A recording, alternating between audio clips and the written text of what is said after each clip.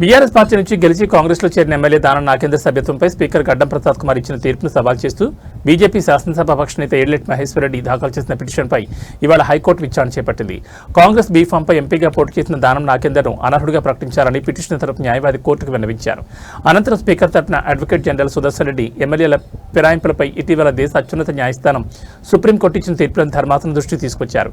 ఇరుపక్షాల వాదనలు విన్న హైకోర్టు ఈ వ్యవహారంపై కౌంటర్ దాఖలు చేయాలని స్పీకర్తో పాటు ఎమ్మెల్యే దానం నాగేందర్కు నోటీసులు జారీ చేసింది. ఈ కేసు తదుపరి విచారణను కోర్టు ఏప్రిల్ 16కు వాయిదా వేసింది. ప్రస్తుతం ఈ కేసులో స్పీకర్ ఎమ్మెల్యే దానం నాగేందర్ ఇచ్చే వివరణపైనే అందరి దృష్టి నెలకొంది. పార్టీ ఫిరాయింపుల నిరోధక చట్టం ప్రకారం ఈ కేసు భవిష్యత్తులో ఏ మలుపు తిరుగుతుందో చూడాలి. మరి ప్రభుత్వం చేసిందని ఆయన చెప్పకూడదు. అది అల్లు అర్జున్ గారు మరి ఇలా జరగడం మాకు కూడా బాధాకరంగానే ఉంది.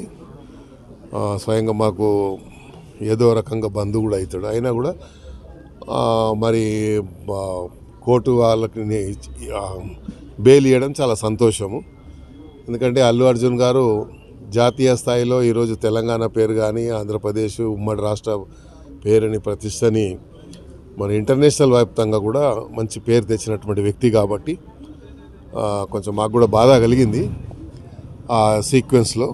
అయితే థియేటర్ యజమానులు కూడా చెప్పడం ఏంటంటే మేము ముందే పర్మిషన్ తీసుకున్నామని చెప్తున్నారు. మరి పర్మిషన్ని రిజెక్ట్ చేశారా లేదా అనేది తెలియదు. కాబట్టి ఏదేమైనప్పటికీ కోర్టు ద్వారా న్యాయం జరిగింది కాబట్టి చాలా సంతోషం.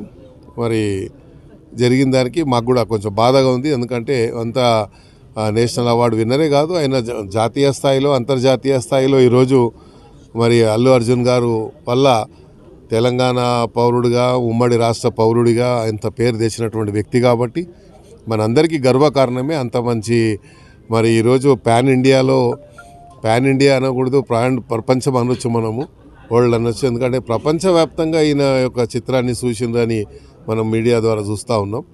కాబట్టి ఒక దురదృష్ట సంఘటనగా నేను భావిస్తున్నాను, కొంచెం చింతిస్తున్నాను కూడా.